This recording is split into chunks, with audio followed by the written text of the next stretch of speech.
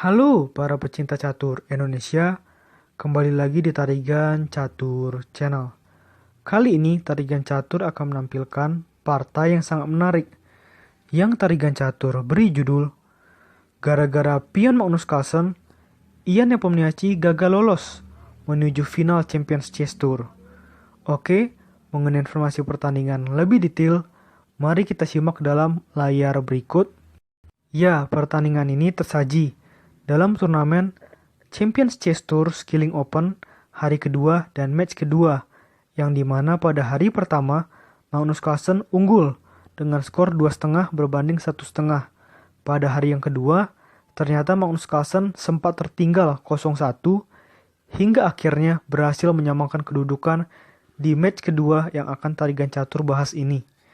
Dua laga tersisa berakhir remis, yang menandakan skor sama kuat menjadi 2-2 pada hari kedua. Karena Magnus Carlsen unggul pada hari pertama, maka dari itu Magnus Carlsen lolos menuju final Champions Chess Tour dan akan menghadapi Wesley So. Nah, pertandingan yang akan Tarigan Catur bahas kali ini berlangsung pada tanggal 29 November 2020 sekitar pukul 00.45 waktu Indonesia Barat dini hari tadi. Tanpa berlama-lama, langsung saja kita masuk ke papan untuk melihat sengitnya pertarungan antara kedua pemain. Di sini, Magnus Carlsen menggunakan catur buah putih. Dirinya berperingkat 1 dunia dengan rating FIDE 2862 menghadapi Ian Nepomniachtchi yang menggunakan catur buah hitam berperingkat 4 dunia dengan rating FIDE 2784. Magnus Carlsen memulai permainan dengan pion E4 dan balasan Ian Nepomniachtchi adalah pion C5. Ini adalah pembukaan pertahanan Sicilian. Dan Magnus membalas dengan pion menuju C3, pembukaan yang jarang terjadi dalam permainan pada umumnya. Namun, ini masih dalam pembukaan pertahanan Sicilian, dalam variasi Alapin. Kuda F6 mengincar pion lemah putih yang ada di petak E4, dan putih membalas dengan pion E5 memberikan serangan balik terhadap kuda hitam. Dan di sini kuda hitam pindah ke petak D5. Lagi-lagi putih membalas dengan kuda menuju F3, kuda C6, gajah C4 mengancam kuda hitam pindah ke posisi B6 dan menyerang balik gajah putih. Gajah putih pindah ke petak B3, dan pion D5 mencoba untuk menguasai petak pusat.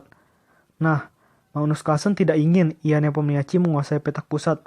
Oleh karena itu, Magnus Carlsen melakukan en-pasan dengan pion E pukul D6 dan menteri pukul pion di D6.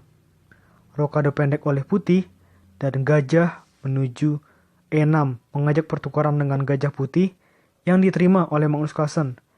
Gajah pukul gajah di petak E6 dan menteri pukul gajah di petak E6. Pion A4, menteri D7.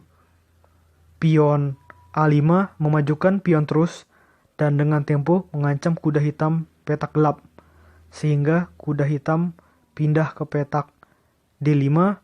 Pion A6 mengajak pertukaran pion dengan hitam yang sayangnya ditolak ya.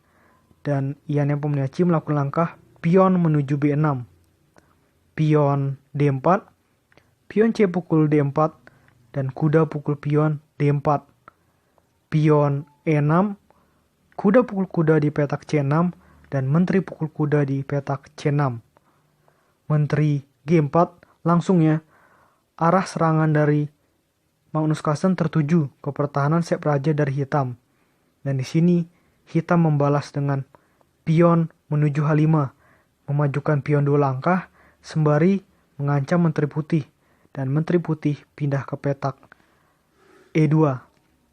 Pion B5 membuka pion atau memajukan pion 1 langkah sembari mengincar pion lemah putih yang ada di petak A6 yang sayangnya masih dijaga oleh benteng putih. Kuda A3, gajah pukul kuda di petak A3 dan benteng pukul gajah di petak A3. pion F6, benteng B3 menyerang pion hitam sebanyak 2 kali, dan di sini hitam membalas dengan kuda menuju C7. Benteng B4, menteri pukul pion di petak A6, dan putih membalas dengan benteng menuju H4, menyerang pion lemah hitam sebanyak 2 kali ya, baik dengan benteng putih maupun dengan menteri putih.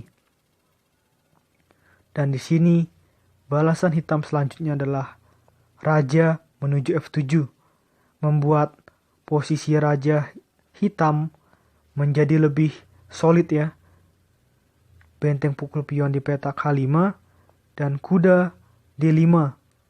Benteng E1 mencoba mengancam pion hitam sebanyak 2 kali. Namun pion hitam ini masih mendapatkan perlindungan dari menteri dan dari raja.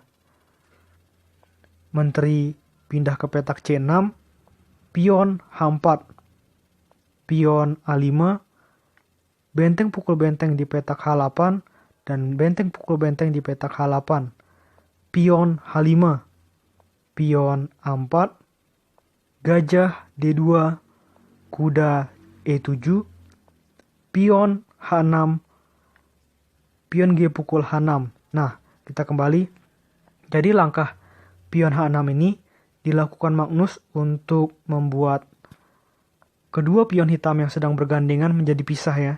Sehingga korban pion ini juga sangat penting untuk membuat pertahanan dari hitam atau pertahanan sayap raja yang ditempati oleh raja hitam menjadi semakin lemah. Dan akhirnya pion G pukul H6. Menteri H5 dengan tempo skak. Kuda menutup di G6. Gajah pukul pion di petak H6, menteri D6, benteng D1 dengan tempo mengancam menteri hitam, dan juga benteng ini mendapat sokongan dari menteri putih ya.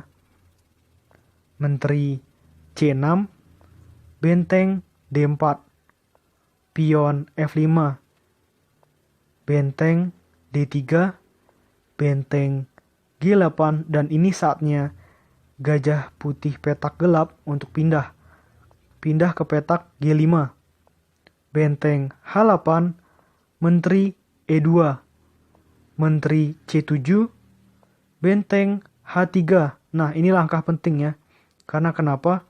Kita lihat menteri hitam dan benteng hitam sedang mengincar petak H2, dan misalkan putih melakukan langkah sembarangan, misalkan dengan melakukan langkah benteng menuju petak E3, maka ada 2 langkah skakmat ya.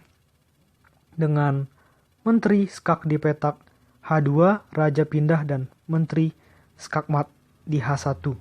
Kita kembali. Jadi ini langkah yang penting.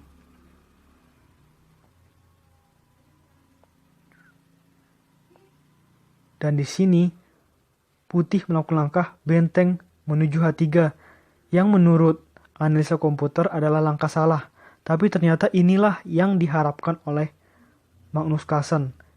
Maksudnya seperti apa diharapkan? Nah, diharapkan seperti ini akan tarigan catur ulas di langkah-langkah berikutnya, karena nanti baru akan ketahuan kenapa langkah ini walaupun non akurat dari analisa komputer, tetapi itu adalah langkah yang benar. Dan benteng pukul benteng di petak H3, pion pukul benteng di petak H3. Menteri E5 mengajak pertukaran dengan menteri putih. Menteri D1, kuda F8, pion H4. Nah, inilah maksud tarigan catur. Pion putih yang dari petak H4 ini ditujukan untuk promosi, karena pertahanan sayap raja dari hitam sudah melompong ya. Raja G6, menteri D8, menteri G7, menteri skak di E8, raja H7, menteri pukul pion di B5. Di sini Magnus Carlsen menggerogoti pion-pion dari hitam, dan juga posisi raja hitam yang ada di petak H7 sudah mulai terkekang ya. Dan juga perwira-perwira dari hitam harus terus membantu untuk terus menyelamatkan keberadaan raja hitam. kuda G6, menteri pukul pion di petak A4. Kuda E5, menteri F4, menteri H8, pion B4, memajukan pion 2 langkah untuk memastikan promosi ya di petak atau di lajur B. Raja G6, menteri E3, raja F7, pion B5, menteri B8, gajah F4. Ini juga sangat berbahaya bagi hitam. Kita lihat, dua perwira putih sedang menyerang kuda hitam, dan juga kuda hitam ini terkena pin ya oleh gajah putih karena sedang melindungi menterinya. Untung saja Ian Nepomniachtchi memiliki tempo skak dengan menteri skak di petak G8, raja berpindah ke F1, dan kuda pindah ke petak G4 dengan tempo mengancam menteri putih. Menteri A7 skak, raja G6, menteri E7, kuda F6. Dan coba para pecinta catur sekalian tebak langkah apa yang dilakukan oleh Magnus Carlsen yang membuat Ian Nepomniachtchi menyerah. Langkah ini cukup sederhana, yaitu dengan memajukan pion 1 langkah ke petak H5. Maka sesuai dengan judul yang tarigan catur utarakan ya, pion ini membuat Ian Nepomniachtchi gagal lolos menuju babak final Champions Chess Tour. Nah, kita lihat dengan pion H5 skak ini, maka apapun balasan hitam akan bermakna buruk. Setidaknya kuda hitam ini pasti hilang. Coba kita coba satu-satu ya. Kalau raja pukul pion, jelas menteri pukul kuda. Kita kembali.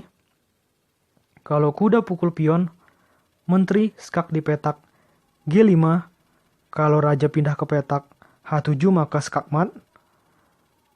Kalau raja pindah ke petak F7 maka di sini menteri pukul kuda dulu ya, ada tempo skak. Setelah raja berpindah maka terus saja mencoba tempo skak atau dengan memajukan 1 pion menuju B6 untuk semakin mendekatkan diri dengan promosi.